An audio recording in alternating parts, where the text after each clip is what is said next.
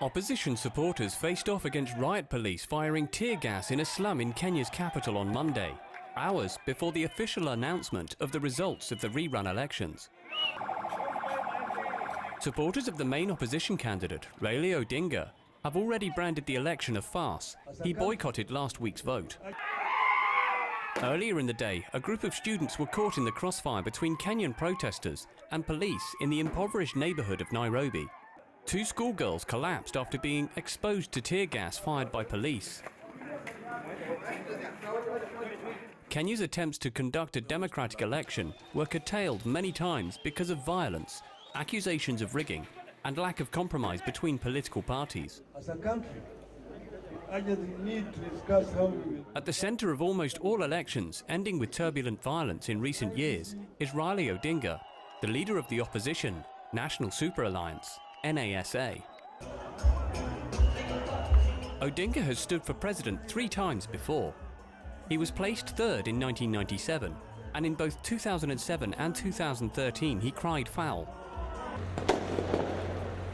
The 2007 vote is notorious because international observers agree it was probably rigged. Shortly after the disputed polls, violence broke out nationwide, leaving 1,100 people dead and 600,000 displaced. Ethnic identity is strong in Kenya, and the country's different peoples turned on each other as the fighting stretched into 2008. Elections in 2013 ended largely peacefully as Odinga took his grievances to court. However, the divisions from those clashes remain in Kenyan society today. As you all know, I have been here before. Kenya's President Uhuru Kenyatta has now claimed victory in a presidential poll rerun that was marred by violence and a boycott by the main opposition coalition. The East African country held the presidential poll rerun after the Supreme Court annulled the result of an August 8th poll following a challenge by the opposition.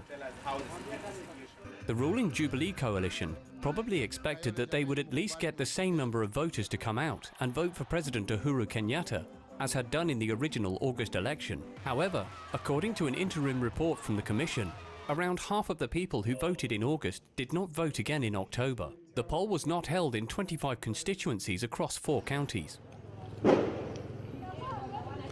The electoral body postponed the rerun election in the opposition strongholds because of security challenges, following violent protests that left at least 8 people dead and 30 others wounded. Earlier on Monday, the Independent Electoral and Boundaries Commission, IEBC, said the boycott in the 4 counties did not have an impact on the poll. Kenya's opposition leader, Raila Odinga, has branded the presidential election rerun a sham and called for a new poll within 90 days. Section 39 of the Elections Act. The country's political crisis has left at least 49 people dead since August and is considered Kenya's worst crisis since a 2007 vote sparked months of post-election violence and left 1,100 people dead. As youths butchered members of rival ethnic groups with machetes and torched homes in 2007 to 8, foreign governments helped to restore order with a deal which gave Mwai Kibaki the presidency and made Odinga the Prime Minister. The post of Prime Minister was scrapped in 2013. With the world now preoccupied with problems ranging from the migrant crisis to the Middle East conflict, little diplomatic energy may be left to intervene in any Kenyan instability. It should be Kenyans themselves that should come together to save their country from falling apart by the kind of violence it is witnessing before it is too late to do so.